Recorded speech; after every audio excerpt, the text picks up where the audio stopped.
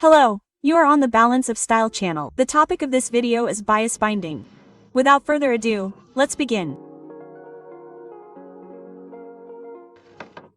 To get a good result in the end, the binding must be done strictly at 45 degrees.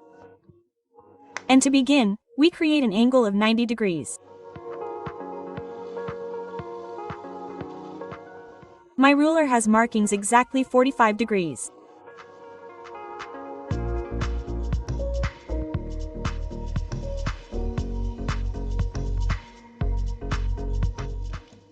Determine the desired width of the binding. Consider how dense your fabric is that you want to edge. If it is too dense, say, 2 millimeters wide, then the binding may eventually decrease by these couple of millimeters. Before processing the product, it is better to test on a sample. I will make a binding 3.5 centimeters wide.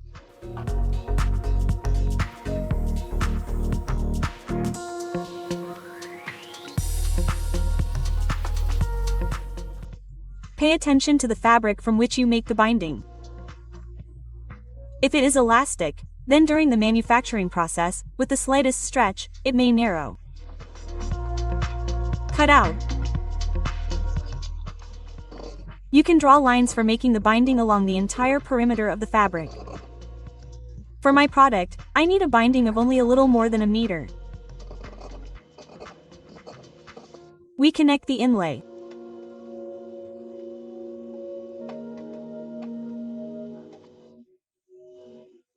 We immediately check if it is even and of the same width.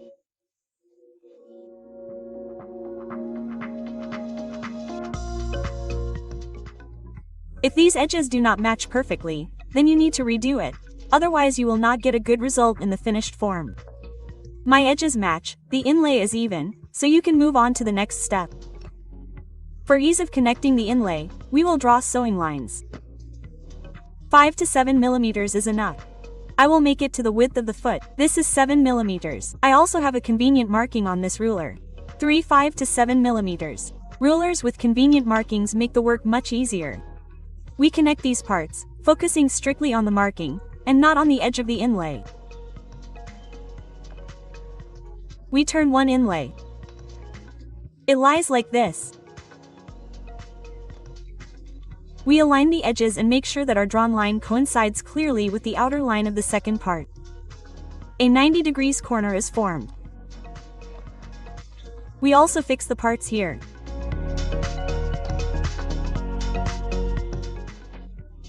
We sew these parts together, making a straight line clearly from corner to corner. This is how our connected parts look. These ends need to be cut off. And you can do it at an angle.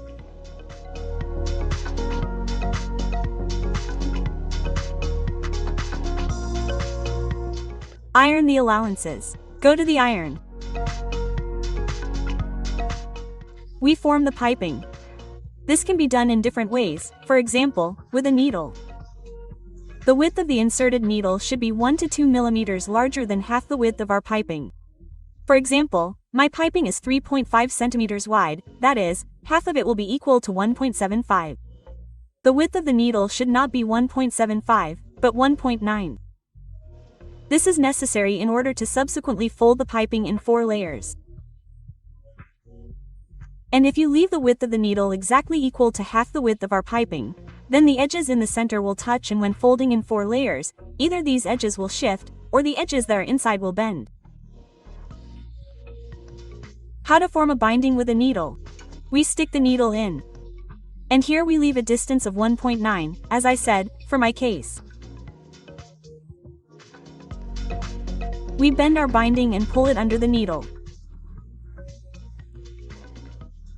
As you can see, the edges of our binding do not touch in the center inside.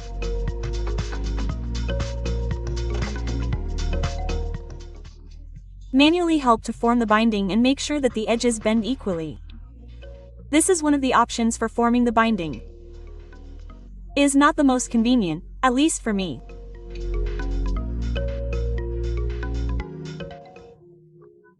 I prefer to use one of these devices to form the binding. At the bottom of each of these devices there is a number here 25. This means that the width of the binding at the output will be equal to 25 centimeters. To know what width to take initially, you need to multiply 25 by 2. Inside these devices there is a partition in the shape of the letter T, which forms our binding. At the same time, leaving a small distance in the center so that the edges of the binding do not touch. For my binding, it would be logical to use this option. Here, the output is 18 millimeters of binding. That is, initially it had to be made 36 millimeters wide. I have 35, but this is not critical. But I have been using these devices for a long time and I know some of their peculiarities. Due to the fact that our output is quite wide, there are roundings along the edges, which add about 3 millimeters to our binding on each side at the output.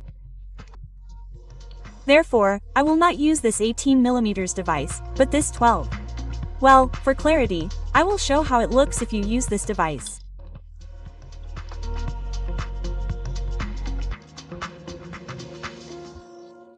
We advance our binding with a needle.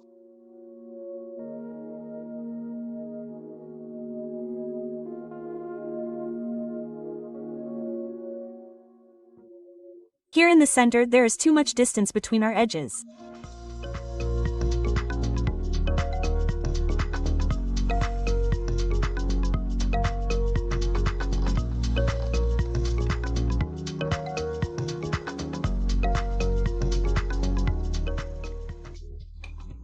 We simply advance our device and form the binding with an iron.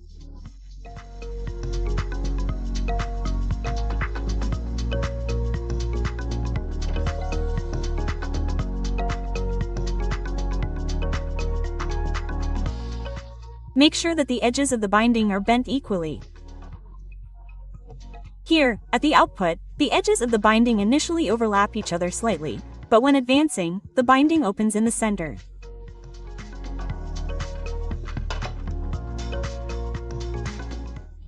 And this is what we get at the output. Off screen, I will finish forming my binding. And in the next video I will show you how to sew on a bias tape and frame different corners of an unusual product with it.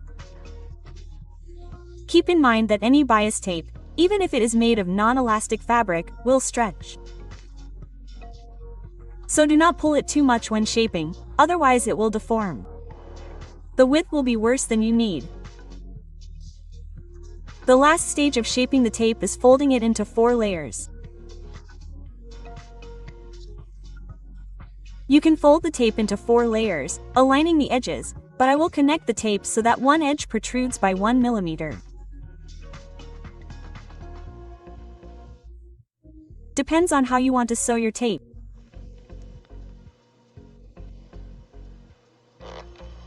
So, the side where 1 millimeter protrudes will be on the wrong side. This will make it easier to sew the tape. This is what our tape looks like in the finished version. This is what it looks like at the junction of our parts. Why should the tape be sewn diagonally? Because if we had sewn it at a 90 degrees angle, there would have been a completely unreasonable thickness here. The binding, folded in 4, consists of 4 layers. Here, at the junction, it consists of 6 layers. If we had sewn it at a 90 degrees angle, there would have been 8 layers here. Thanks for watching. Sew with pleasure and be stylish.